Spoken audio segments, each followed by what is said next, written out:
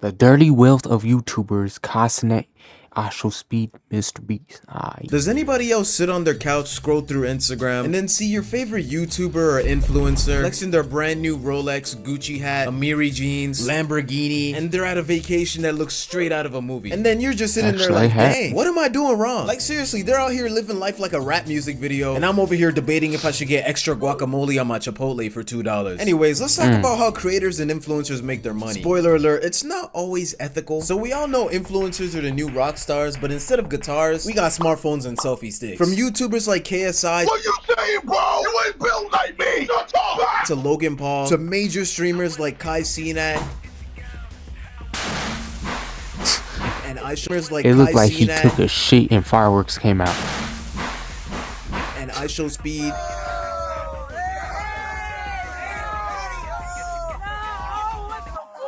These guys are making bank, and I'm not talking about a couple thousand. I'm talking about millions to hundreds of millions, bro. In the past, being famous meant being you were an actor or singer or maybe even a politician. But social media kind of just came around and boom, everybody suddenly with a phone and Wi-Fi connection can become a superstar overnight. I remember the simple days when people just posted on social media to show off funny moments with their friends or family, or a funny video they saw on the internet. Days like those old MySpace eras, old YouTube, and Vine are gone. You stupid.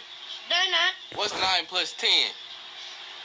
21. You stupid. By the way, does anybody even remember MySpace anymore? Social media nowadays is just a monopolized algorithm that shows you everything that you like. And the top most used social media nowadays is Instagram, with an average of 61 million Actually, it's TikTok. downloads a month now. TikTok takes number 2 with 52 Wait, are you serious? million downloads a month. And Facebook, WhatsApp, and Can't Telegram take up number 3, 4, and 5. It's actually kind of surprising that YouTube isn't even at the top 5. Same with Twitch. There are so many streamers nowadays, but I'm assuming it's because of the functionality of the top products. TikTok and Instagram are just fun little apps you use to consume content and post short videos, so the barrier to entry is kind of low, as opposed to YouTube and Twitch, where you kind of have to make higher quality, longer form content, and the algorithms aren't as easy as discoverable to get an audience. However, YouTube does have the highest audience loyalty when you compare it to other social media platforms, but just harder discovery. It's mainly due to the fact that people that watch YouTube creators like to watch them for their personality or what they do, and they're willing to stick around longer by watching a full 8-minute or 10-minute video rather than a quick little dopamine boost by a 10-second TikTok or Instagram reel and then you dip. Same thing goes for Twitch streamers or streamers in general. They tend to have higher audience loyalty because the audience that watches them is willing to stick around for longer. A lot of our content nowadays is geared towards short form content, and long form content is kind of seeing a plateau or not necessarily much growth besides streaming, or if you like to watch TV shows and movies, which I'm sure most people do, or I would hope so. If you don't have a favorite TV show or movie, you're probably a psychopath. Anyways, sorry for my schizo rant. Let's talk about how creators and influencers actually make their money.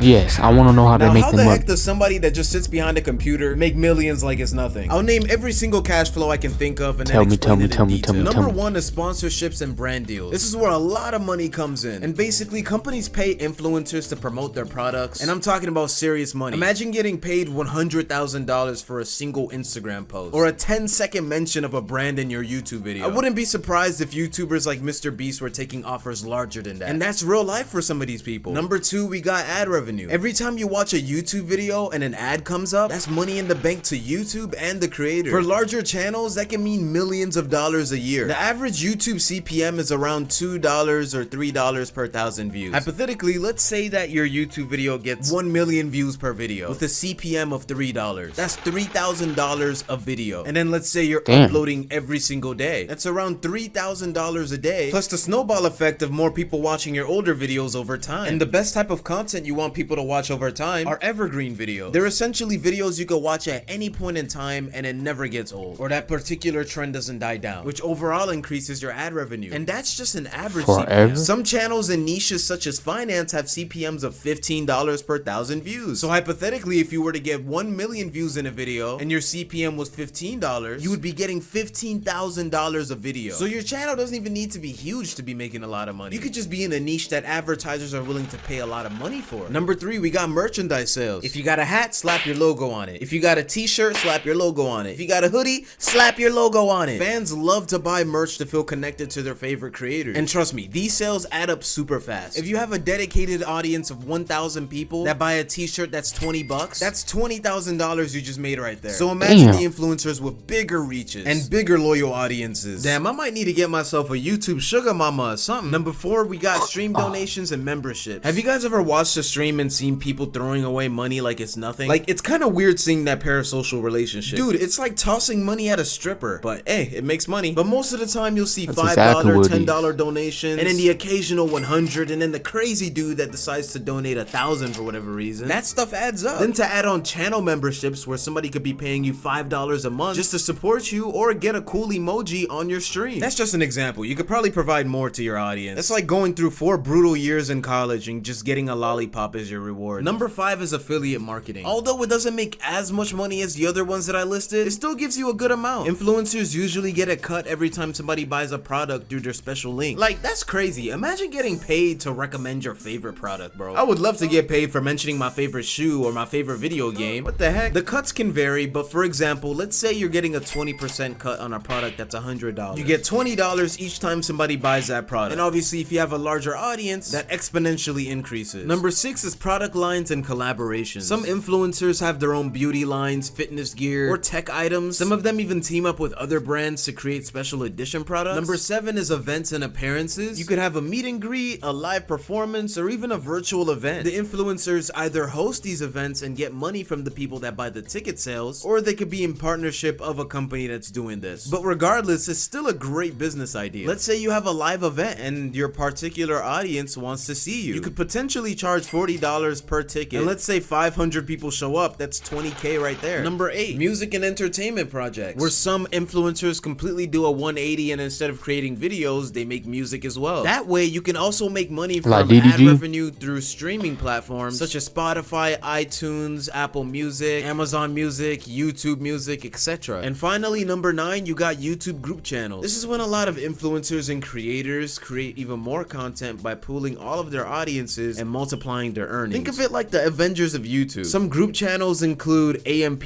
or Sidemen. This typically drives more traffic to that individual creator's profile, and more traffic obviously equals more money, and also exposes them to a wider audience and monetizing opportunities with that YouTube brand. They could literally repeat all of those money-making ideas I mentioned earlier in this video into that group channel. And those are just the revenue streams I could think of with the little research I did. There's probably more out there. But here's where things kind of get sketchy. Not all of this money is really earned ethically. There's been a lot of dirty stuff that's happened. For example, do you guys remember Logan Paul's crypto scam, where he had that huge pump and dump and a lot of people lost money? Or Tana Mongooses, sorry, Mongo, that's how you say her name? Anyways, her TanaCon disaster? I'm excited for TanaCon. She tried to make a convention similar to VidCon, which is a huge convention where a lot of fans can get to meet their favorite creators and vice versa. But in short, Tana didn't deliver on the promise. These people, we don't love you right now. Okay, Tana, if you're watching this, we don't love you right now. Just so you know.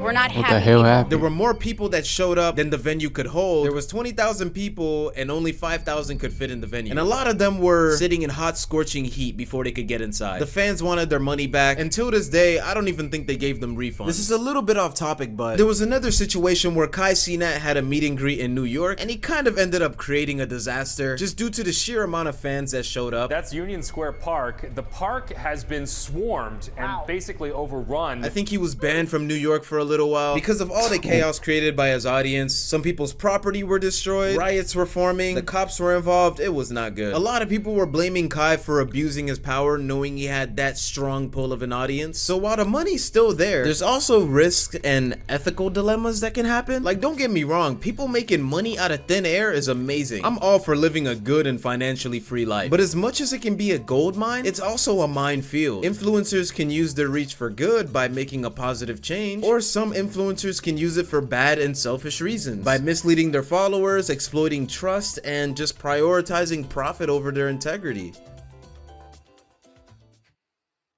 So basically, you could do whatever the hell you want.